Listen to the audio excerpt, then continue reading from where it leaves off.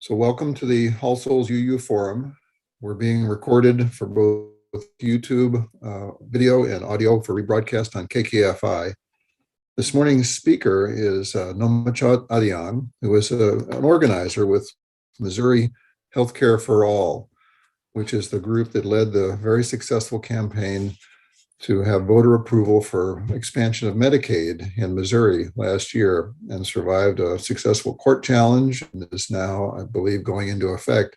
So we often have large social issues to complain about here at the forum, as we have discussed this issue in the past, but this is particularly a day for us to celebrate a very significant victory.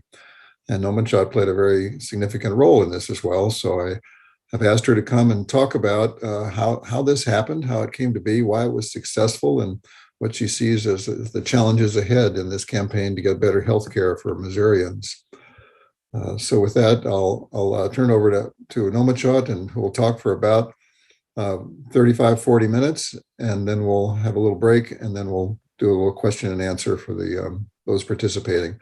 So Nomachat, welcome. Go right ahead.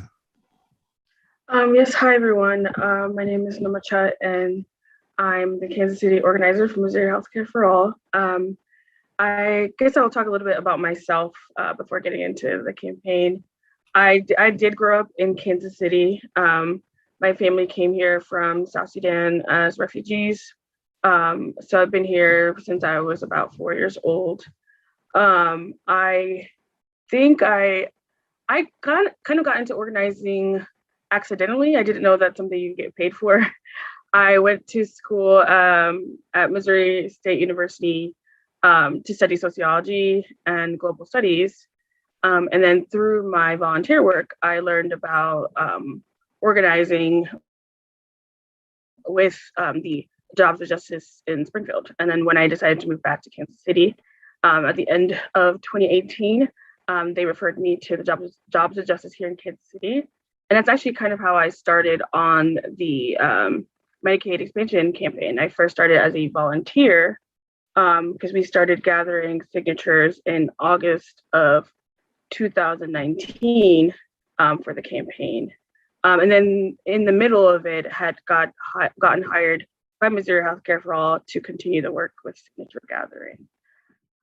Okay, so today I'll be talking about Missouri Medicaid expansion and the role that Missouri Healthcare for All played in it.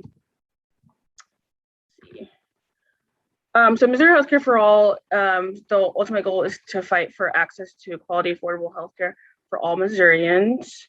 Our mission is, we are a statewide organization that is nonpartisan.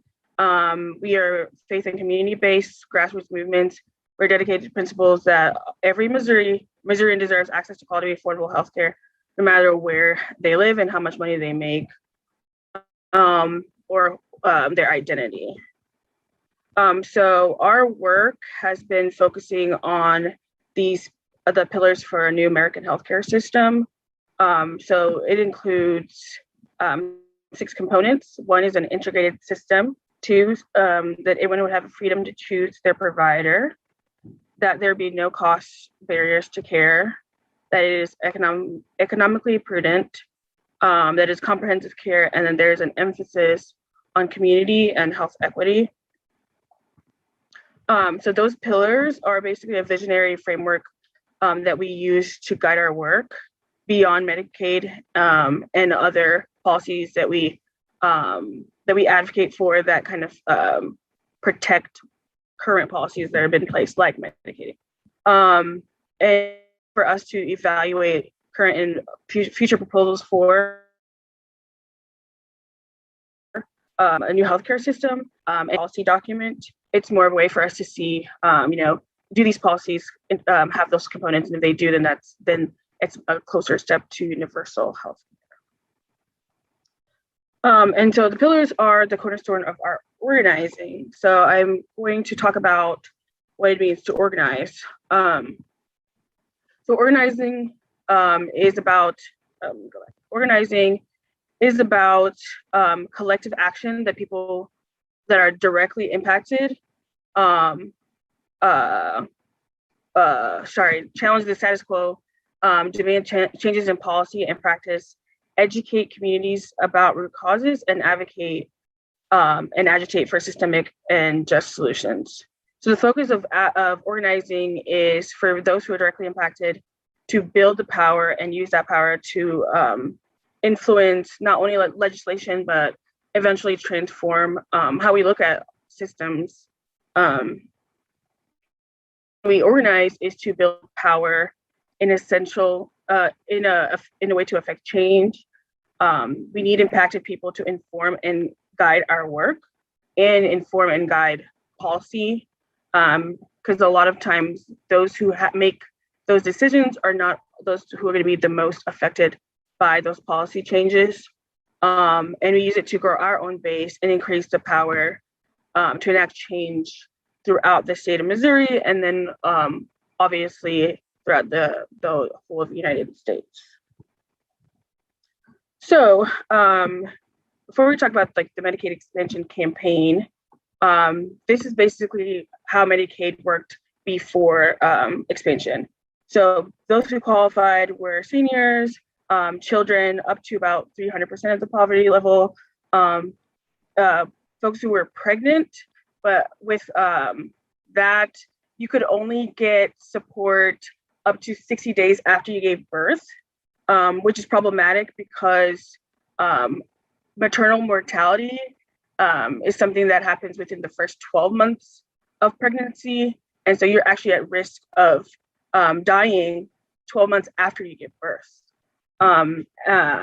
It also was something that folks with disabilities had access to, and then parents who made 22% of the poverty level. And so besides Texas, we had the most extreme guidelines for Medicaid. And Texas had 18% of the poverty level for those who could qualify. And then people who didn't were those who were that had no disabilities, didn't have any children, no matter how much money they made.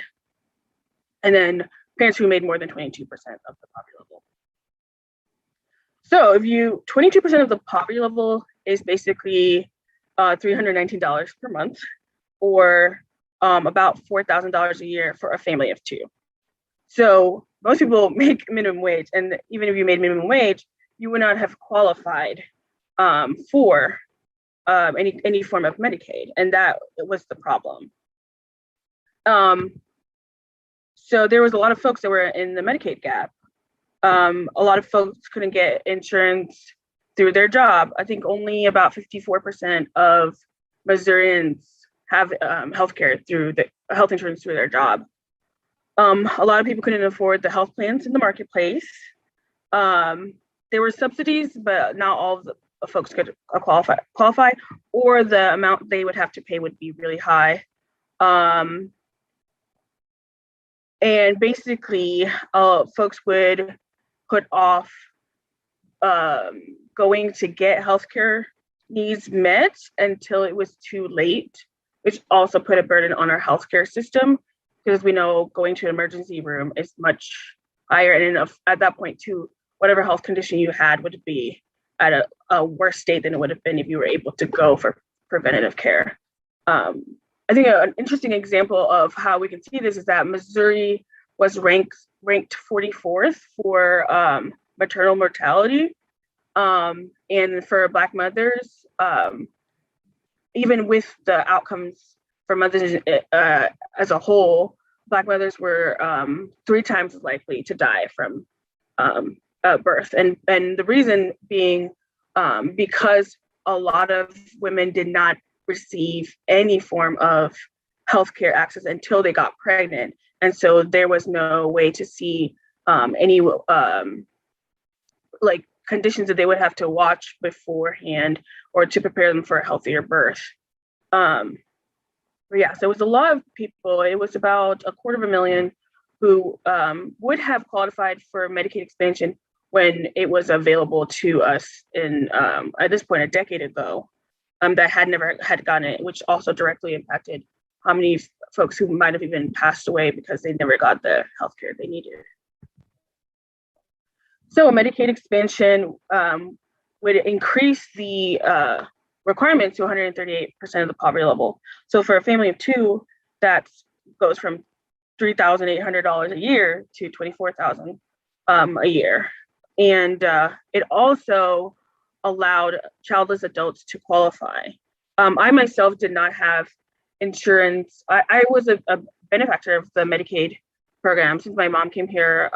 Since we came here as refugees, we didn't really have much money. And so I was on Medicaid up until I was 19 years old. And as someone who received healthcare up until that point, it was something that was very helpful for my mother to be able to take us to the hospital and not have any issues. The only problem is that children don't actually put much of a burden on the healthcare system, since a lot of us, are less likely to have issues compared to older adults. And so after turning 19, I didn't have healthcare insurance until I was in AmeriCorps Vista, and then until I got this job. Let's see. And also it allows folks who are at minimum wage to be able to get access to healthcare without having to have had children.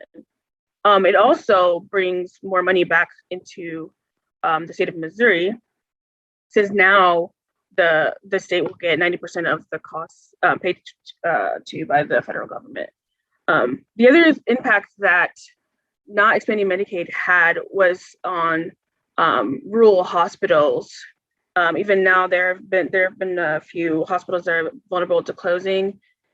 In the past 6 years, we've closed 15 rural hospitals, and that has increased the distance that folks have to go to access healthcare, which also means that there's a chance that if they're in an emergency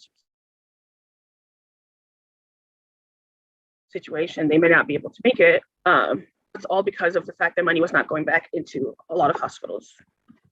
Okay, so yeah, the benefits of Medicaid expansion was that it would save the Medicaid program more money over time. Before this, I think some of the costs of Medicaid, we would get a reimbursement of up to 60%, but now it's gonna be 90%. It would improve the economy and allow for more jobs to be developed because of more money coming into the hospital system. It would improve maternal and infant mortality rates. It would protect hospitals, especially rural hospitals, and it would decrease systemic inequities. So Missouri Healthcare for All actually worked with a coalition to gather signatures for Medicaid expansion. So we started the campaign in August of 2019, and from August 2019 to the beginning of 2020, Missouri Healthcare for All gathered 11,000 signatures. Oh my gosh. Sorry, give me a second. 11,811 signatures. But in the actual coalition, we gathered over 100,000 signatures. And one thing I think is important to note is that we were not originally going to be involved in the campaign. The only reason that us and other partners like Jobs with Justice, Planned Parenthood, were all able to be part of this campaign because we demonstrated that we had the people power to do that work. And so when we gathered signatures, they were more likely to be qualified and to be accurate because we knew our volunteers and we trained them on how to do it compared to the paid canvassers for the larger campaign. And then within the 2 weeks leading up to the actual election, we worked in the same coalition, which is called MOVE, and completed 1,242 phone banks. We engaged 25,000 voters, and then sent out 120,000 texts and dialed 500,000 phone numbers. And so on August 2nd, we were able to celebrate, and 53% of folks voted yes on Amendment 2. And we had expected that people would be able to enroll in July 1st of 2021. And so this shows you, like with the campaign, we were we gathered 350,000 signatures, and that's almost twice as much as you need to actually get something on the ballot. So we were expecting to have folks to be able to apply in July of 2021. So we spent most of legislative session trying to reach out to legislators to make sure that they would be able to fund Medicaid and put it in their versions of their budgets. And with meetings, we worked a lot with mobilizing folks to call their legislators, and even with all of that work, they decided not to fund Medicaid.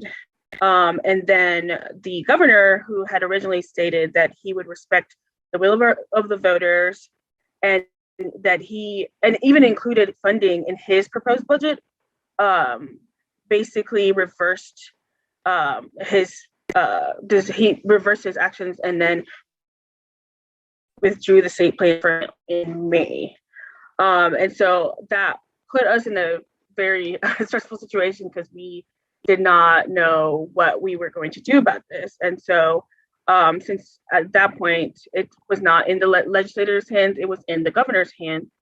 We went to Jefferson City.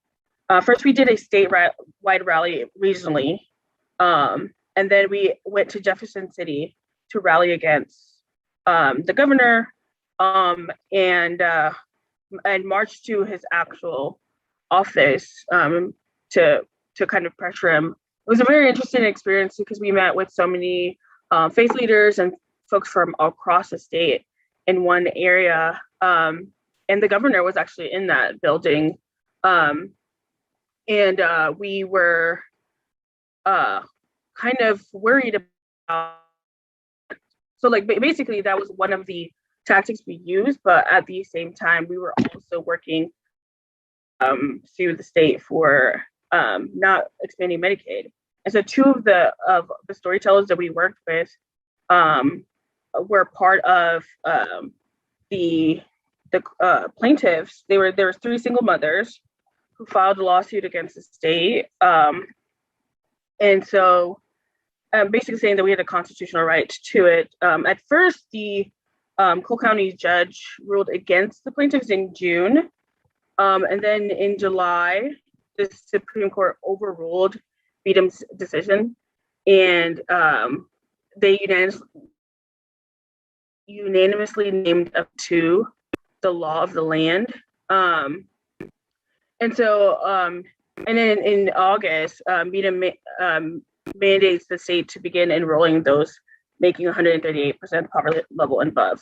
And so, actually, that was supposed to be something that was going to happen immediately, but DSS basically said that they didn't have the infrastructure to be able to do that. And so it took a couple months for them to be able to enroll adults. And now, on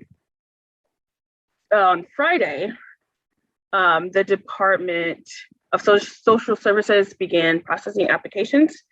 And also, because there was a promise to expand Medicaid in July of 2020, any services that an adult has used who qualifies for Medicaid since July is going to be reimbursed. And so we're going to expect 250,000 Missourians to be able to access Medicaid. Yeah, let's take a little break. For those of you who are joining us, of course, we need to cover our costs and appreciate your contribution to cover the cost of presenting the forum. So we've got a little video. Richard, is that right? All right, thanks for attending today. The All Souls Forum is very important to our church. It provides us a chance to discuss the significant issues that impact our community. It's also important to me personally because I get to learn about the political issues that shape our world and ask questions of our speakers. From the attempted coup on the Capitol to recycling, we discuss all of the important issues. It costs about $100 a week to produce the forum. That's less than $5 a week per person watching on an average week. Andrea, can you show us how to support the UU Forum? I'd be happy to, Richard. You can always send a check to the church. Be sure to put forum in the memo line. You'll find the address in chat, or you can find it on our website. To pay online, you can go to the All Souls website and click the big blue button, or click the link in chat.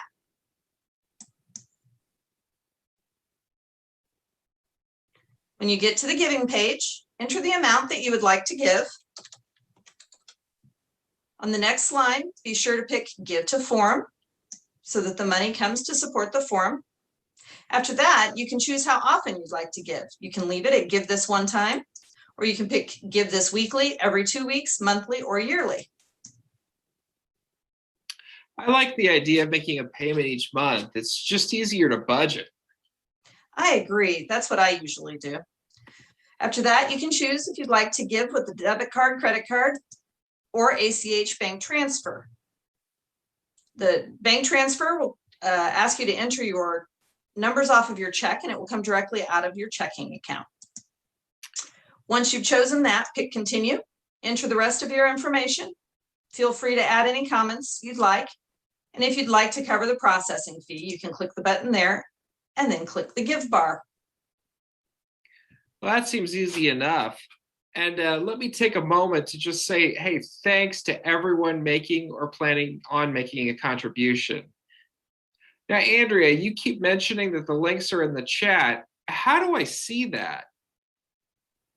If you're on a computer, it will open to the right of the video of the speaker without blocking anything. If you decide you're done, you can click the X at the top to close it, and that will not move you out of the meeting. All right. So before we move on to the Q&A, can you please remind everyone how to virtually raise your hand? Of course. Again, bring your mouse down to the bottom of your screen and look for the reactions button with the smiley face on it. Click it and then click anywhere on the raise hand bar. Zoom will put you in queue so that the moderator can call on you in the order your hand was raised. If you want to lower your hand, just repeat the steps and the bar will now have the lower hand option. If you'd like to see where you are in the queue, you can push the participants button and you will see this view showing you the order that you will be called on. And for those of you on a phone, you can push *9. Anything else I can show you guys today, Richard? No, I think that covers it. It's time for questions. Okay, Nomachat, we're on here. Before we start with questions, I do want to make one little announcement that our forum next week will feature Lynn Barnett, who will talk on the subject of trans and non-binary rights. That should be an interesting discussion. But now on to questions and answers. Need to do what I was just advised to do and pull up the chat here. I don't see any hands raised. Oh, I do see a hand raised. So Richard, looks like you're first up for a question. Nomachat, this is a difficult question. How are we going to get the Missouri State Legislature and other state elected officials to start respecting the will of the people with these ballot initiatives? Do we have any plans for that? Yeah, I think if we're talking about current legislators, I don't think that they will ever respect the will of the voters. I think the only way that that's going to be possible is that if we are demonstrating our power as well as electing folks that actually represent the communities that we are part of, and that who actually respect the communities they represent. Our work moving forward is actually really focusing on transforming the electorate and having more folks be able to vote who typically would not. So we are working in the same coalition that we had talked about that gathered signatures. Now we are working to mobilize folks who historically have been disenfranchised and who typically don't vote. In the next decade, our work is focusing on building up voters to be able to kind of transform in that way. Because I do not think that current legislators would be able to do that. So the only way to do that is if we work in coalitions and collaboratively put pressure, as well as elect folks that actually represent our communities. Our next question is coming from Carol. So mine's sort of a two-part question. I'm so glad that it's finally gotten worked through and they're starting to do it. And I did help a little bit with pre-COVID when we were doing that, not much. Yeah. Getting the petitions, even if I live on the Kansas side. So I'm wondering about other states, whether you all have any experience with other states with AmeriCorps or others that don't have the petition process and trying to get them on board. When you talk about how many people are affected by this, I know it's even more, I think, in Kansas. But it's a little different history. But so do you have any knowledge of AmeriCorps being involved or in non-petition states or any, or have you worked with any in any state where they? We haven't worked with non-petition states. We had worked with Oklahoma, who had just I think within that, what was it, 2019, who had just also expanded Medicaid. So I actually don't know. We haven't worked with states that don't have the petition process, actually. But we are, one of our funders directly works with us on those specific issues. So Community Catalyst works with several organizations across the United States, specifically around changing the to Medicaid extension and other healthcare policies. So what was that organization? Did you say Community Catalyst? Catalyst. Okay. Mm-hmm. Thank you. Yeah. Joe, you're up next. Yeah. Hey, good morning, Nomachat. I'm figuring this must have been a real emotional journey for you and people working with, and you with really big joys and then huge frustrations too. I mean, could you take a little time just to kind of take us inside those moments? I mean, how you felt it, how you dealt with it, what were the hardest times, and how do you get through that?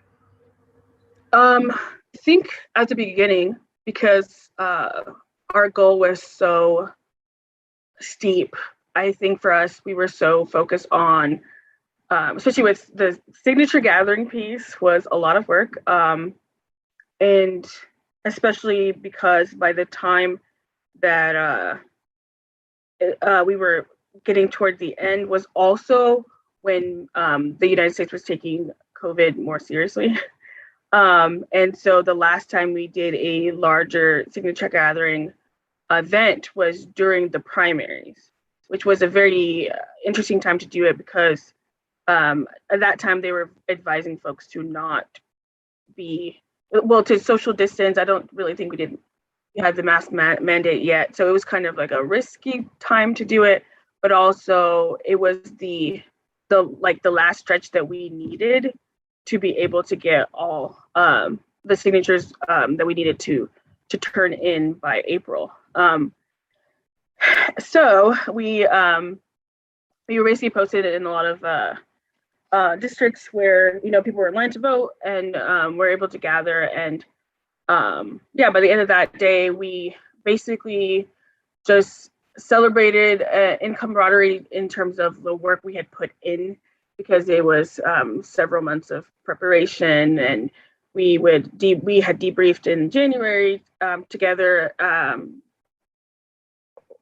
Organizations had debriefed together and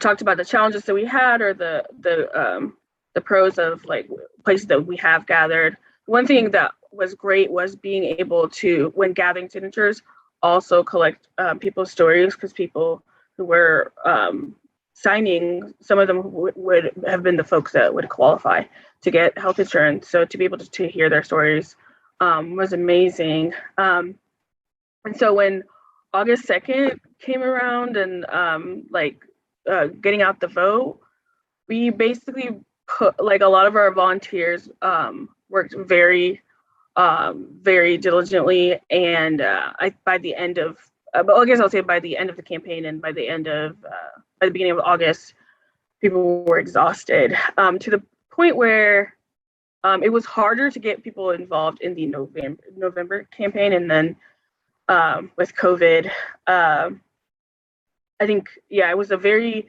interesting time to kind of figure out, like, especially with everything being virtual, how hard, like, figure out how to raise morale in that kind of space, basically.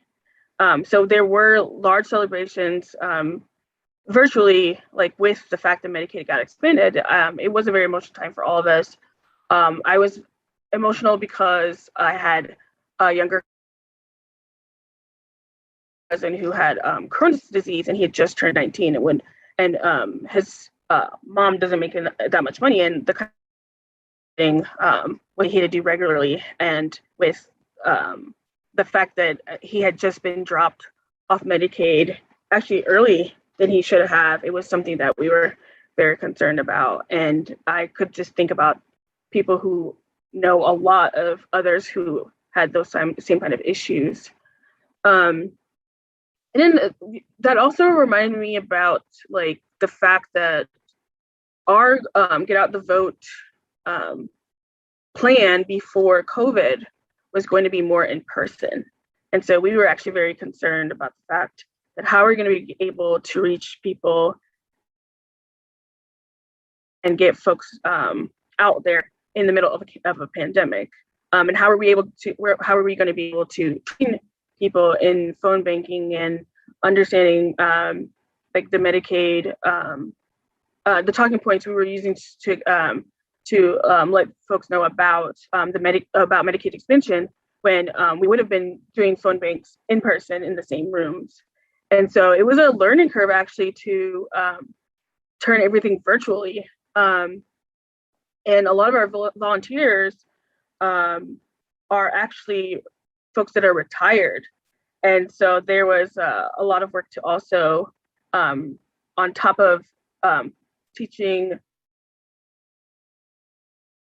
the software needed for phone banking, we also needed to train folks on Zoom and for them to understand how Zoom works before even trying to get to talking about the tools we were using for phone banking, and to talk about getting folks out to vote for Medicaid expansion. So that was a very interesting time. It was exciting because we worked with other organizations towards the end of the campaign. So it was nice to see to work with people from like Planned Parenthood and Jobs with Justice all in one like virtual room. And so it was a lot of fun in those ways. So that kind of kept the morale up. It was very exhausting afterwards as well. So I also want to hear about the frustrations too. Like, you did all that work, and congratulations, and get it through the way you described. But also, and then when the things happen with the governor and the legislature, I mean, what were the worst parts for that? The hardest parts? How do you get through that? I think the hardest parts were trying to understand, because a lot of our volunteers were expecting us to immediately know answers, like what to do. And that wasn't clear, because a lot of things that we anticipated, we didn't expect to happen. We didn't expect legislators to not fund Medicaid, especially because it was something that was popular.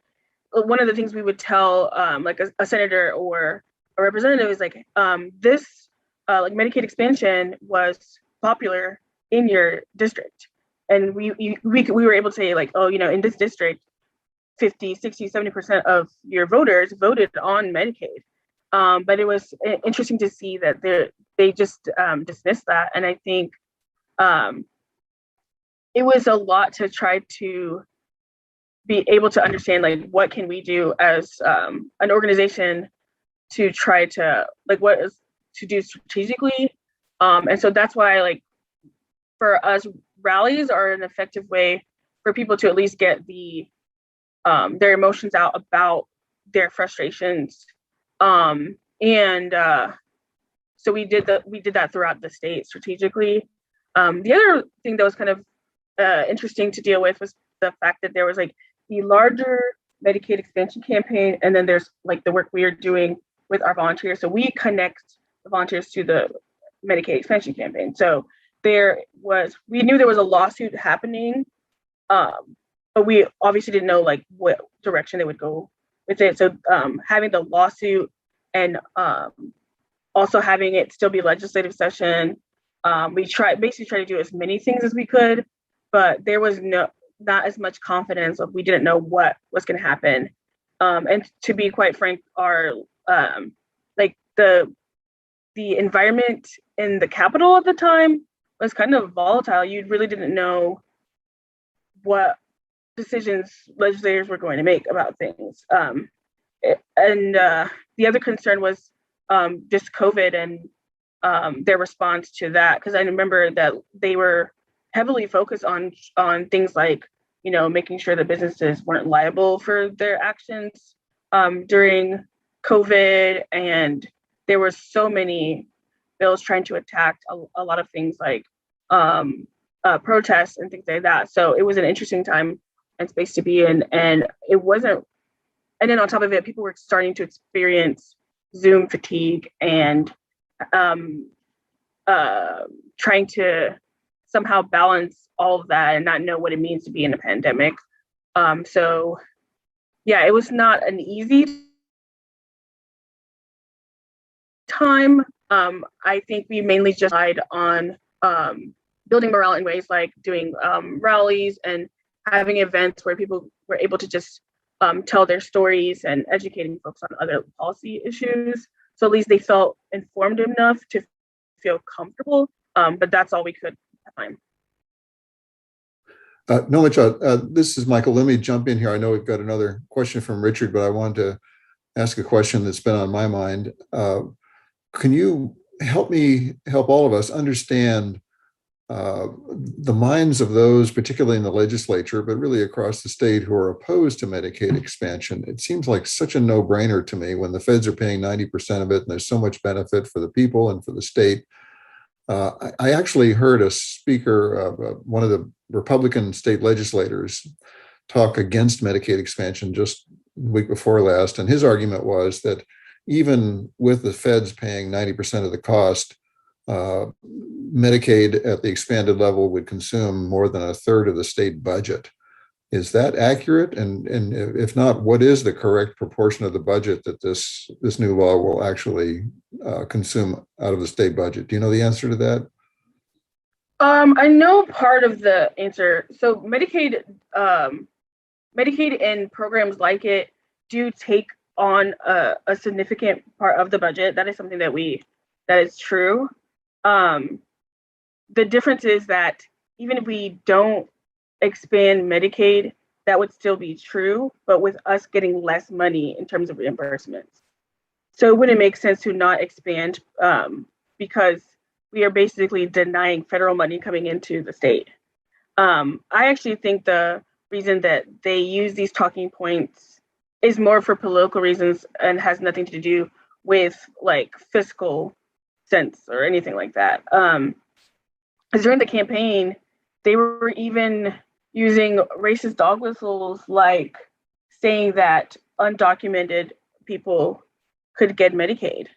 And they would have imagery of like, it was crazy to see this, but imagery of like the Mexican flag on a mask and saying these things.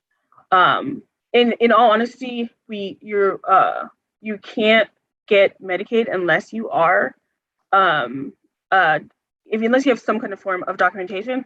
But also we tried, even though it was false, we tried to make sure to make it clear that for us, our position is that anyone deserves healthcare. And so it's not our job to try to say that, yeah, it's basically that it's okay that it's that way, but it was also false. And they were doing that to kind of divide us. Another thing that I forgot to mention too was there's this rhetoric about rural versus urban and these issues, and how that the reason that we won is because of places like St. Louis and Kansas City, but we won because of rural voters. There was a lot of areas that were very important, and those places had 50% or higher, and so it wasn't something that was only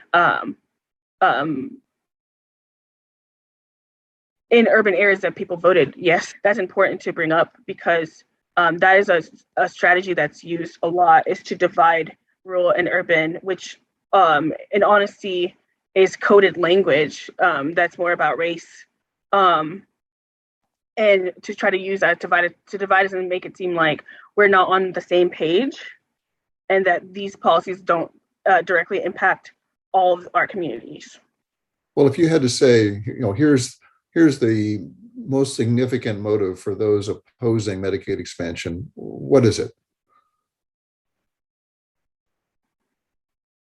Honestly, I think it depends. If we're talking about legislators, I think it's more about their own collective strategy around those things. It is because we are when we are divided around issues like that, it's easier for them to influence policies in ways that, like, if we had been collectively putting pressure on them, they would have to do things the way we do them. But I think for some everyday voters, it's also because they're getting like false narratives around Medicaid. They think it's going to be too expensive. They don't know anything about the reimbursement or any of those things. They just are basing it off of what they find online. And that's been a huge problem too, like false information because of social media. So you would say it's money is the primary motive? Yeah, I would say it definitely is money for sure. What's interesting too is that I was on an NPR interview with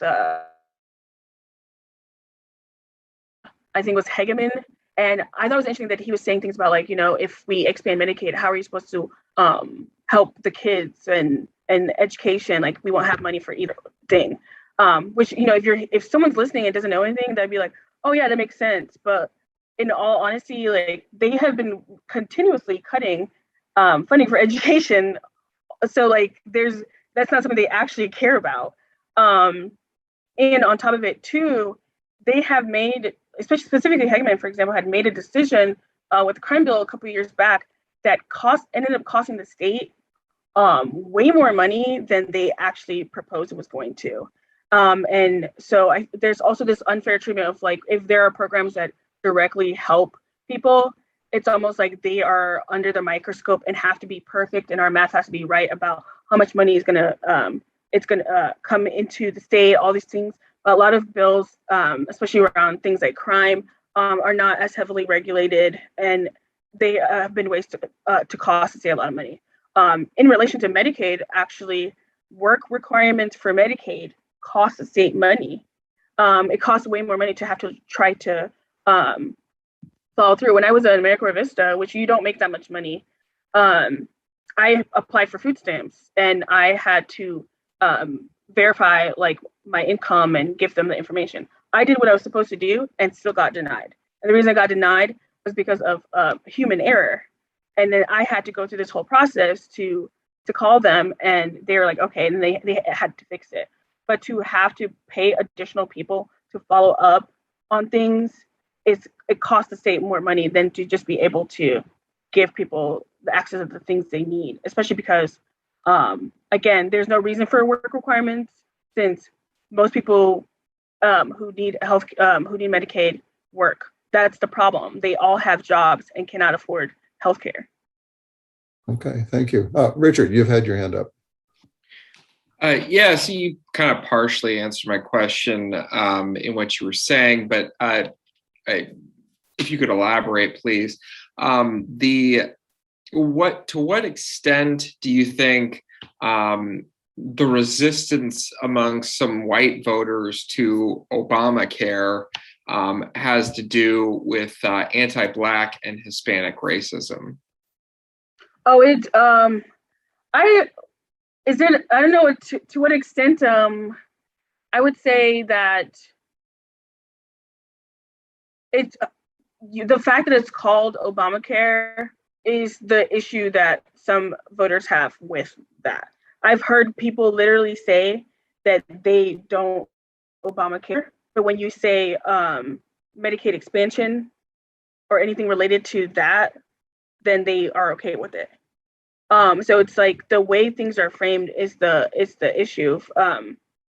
For example, even things like Clean Missouri is the way that they have they use great marketing to make it seem like these things are actually either good for us or trying to divide folks in those ways. I think it's definitely an influence. It's hard to say. This is what I will say. I think the issue that we have, and because of the history in our country, is that one, anything that has to do with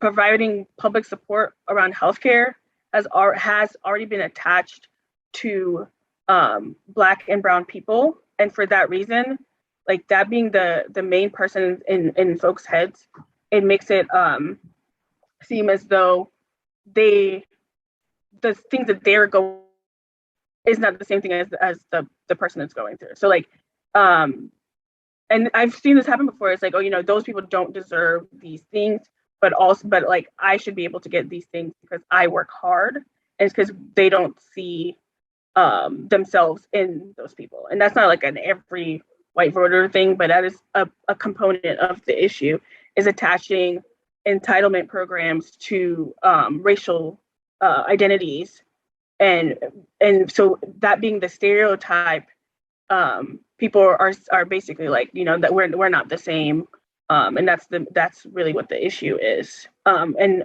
which of course we know, like in Missouri, the population of people of color is very small, and so actually most people who are going to benefit are going to be white, but nobody talks about it in that way.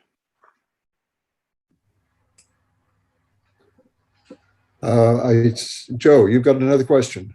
If I could, yeah, Nomachat, I'd be, if you don't mind, I'd be curious about a little bit more about your story. I mean, like, what motivates you? Why are you putting all this effort in? Tell us a little bit about that.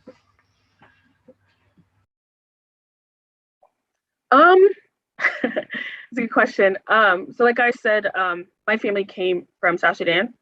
I grew up in the United States, and it was an interesting time to deal with. Like my main experience with dealing with the public was going to elementary school, and so like the experience I had in my house and the experience I had outside was very different. And so going through the school system and hearing, other students and how they talked about the things that they were going through, the issues they had. Like I didn't think about things like, I never thought about like getting involved in the community in that way when I was younger. But when I started to realize how things were connected and how these certain policy decisions, it's why XYZ happened. Like, for example, I spoke earlier on maternal mortality.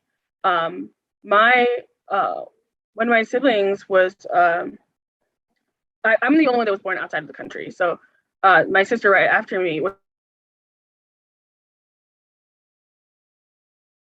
actually supposed to be a twin. And I went to a symposium that where a Black woman who was a professional, made good money, talked about how, her life was at risk when she was pregnant and had twins. And so to learn that this is because of systemic issues, and that, same things that woman was dealing with, same things that my mother dealt with, for example. So my mom only ended up instead of having twins, she only gave birth to my sister, and my younger brother did not survive. And so it's when you find out that, these decisions and these systemic issues directly impact your life in those ways, and you didn't know, that's like the reason that I get involved in these things, is so people can see how those things are connected. I learned so much about race and from going to school in terms of, but just as being a Black woman, and then also being from a country that people only associate with a lot of conflict, it directly impacts how people see me, how people treat me, and it's something that for me important to talk about because, you know, I don't have a shame of being from these places because I didn't play a role in why they are this way. These issues are things that have been passed down and something that we have to discuss so we know the context of it and so we can change it. So like there's this narrative that, you know, still if you work hard, you know, and you do XYZ, then you're going to have a successful life and things like that. And that is something that is specifically plaguing Missouri because it makes it seem like folks are in the situation they're in because they didn't work hard enough. And when we don't acknowledge like the systemic issues, then people, they blame themselves and we continue to have these issues, especially when there's such large scale issues. Like we are all impacted by these things, but when we listen to these narratives, it causes us to not actually address what the issue is. And yeah, for me, I think when I start to realize that speaking on my experience actually did change people's minds, that's when I realized like that this work is very important. So like organizing and changing policy is about using your voice to tell folks, you know, when you make this decision, this is what it does to my life. And it's harder for legislators to make those decisions if they actually can attach it to someone that they're speaking with face to face.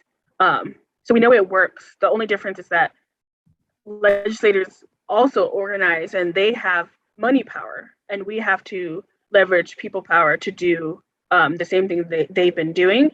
But things like race is kind of the issue that divide us and that don't have to divide us. And so luckily the work that we do, we focus on not only addressing community issues, but doing it in a lens that focuses on dismantling white supremacy, because that is a tool that is used to divide us. And then the other issue is that they're I don't remember where I heard this from, but it was like the reason that we have these issues in America. I remember someone saying it's something to do with people thinking they're temporarily embarrassed millionaires. Like they think they're going to be able to make this this kind of money, or they think like, you know, if they're doing better than a lot of people in their community, then like they're who we talk about when we say wealthy white people, and it's not. We're talking about people who have so much money they can influence an election. And so if we see each other as equals, then we can do the work collectively. But if we feel like, oh, you know, I'm not going through that same thing, or like, oh, I don't have that issue, so I'm not going to be involved. Like we all have to have the self-interest to collectively change the environment. And I think we miss out on so much because if we didn't have things like white supremacy dividing us, then we would have a lot to look forward to in the state of Missouri. And unfortunately, it's something that's hard to see when it kind of relies on folks having an imagination and seeing beyond the realities of what's going on. And the only way we do that is just collectively and through relationships. We got another question from Renee. Hi, so after the success and then the heartbreak of the legislators not funding the successful vote, now October 1st comes. Is the campaign for Medicaid for all complete? Have you succeeded in your goal and now it's done? Or are you just sort of waiting to see if that other shoe drops next week? Or what is the future of this now? Now that we're here, October 1st? For one, there's a lot of Missourians that actually don't even know about the whole campaign. So part of our job is going to be to educate folks on the fact that they do qualify and they'll be able to get access to healthcare. But also, the expectation is that we're always going to continually have to defend Medicaid and protect it, at least until the electorate changes. And so, like, part of our work at Missouri Healthcare for All now is to focus on destigmatizing the whole idea of universal healthcare so people see the benefits of it. And through that work, that for them to be able to be like, ask their legislators, are those things that you're focusing on? Because again, people think that it's costing the government too much money to have Medicaid, and so they have this false ideas of these programs, and they don't see where they fit in. And so a lot of our work now is really going to be very heavily focused on relationship building and having conversations around universal healthcare and the pillars that we had talked about, while also trying to transform the electorate and have more participating in elections and voting. And that is like long-term strategic work, and something that we are doing in partner organizations. So it's not as siloed as it historically has been. And so for that, which it kind of helps us too. So, we focus on healthcare, but another organization focuses on labor rights. We still work on the same issues because a lot of times they overlap. And so that it makes it more effective in those ways. Let me ask the last question here, and that has to do with the collecting of stories, Nomachat, that you mentioned earlier. As you collected these stories, was there one in particular that you want to relate to us that particularly moved you and that you found yourself repeating? That's a good question. I'll speak on my friend. I have a friend who she's a writer and a poet, and she identifies as an Indigenous Chicana. And I was honored to be able to collect her story in relation to Medicaid because she also is a veteran. And knowing her personally and seeing how difficult it was for her to access healthcare as a veteran, and it's something that I was very important for us to speak on. And one of the questions that we always ask, like our storytellers, like, what does healthcare access mean to you? And she said it meant freedom, and it meant that she could do things and know that she'd have a foundation of what to come back to, and be able to go access healthcare in places no matter where she was, because she lives in Kansas City, and she had to go through the VA to get a lot of her care. And the problem with that, as veterans in Missouri, is that is something like you have to go through just them for a lot of the access for things, and it causes an issue with being able to get things if you're from a different place or things like that. But I think for me, her story is really important because a lot of people say that they have respect and honor for veterans, but what I found through this work is that a lot of veterans actually don't have the resources they're supposed to get. And so, do we really have respect? Are we really honoring them? And yeah, so and that's actually one of the significant populations that are going to have access to Medicaid this year. So yeah. Well, Nomachat, thank you very much for presenting. Really appreciate your interesting talk. So thank you again. Yeah, thank you guys so much. And thank you for the great questions. We'll wrap this up. And again, next week, we're going to hear a talk on trans and non-binary rights. And we'll look forward to seeing you. And with that, we'll conclude the forum. Have a good morning. Bye, guys.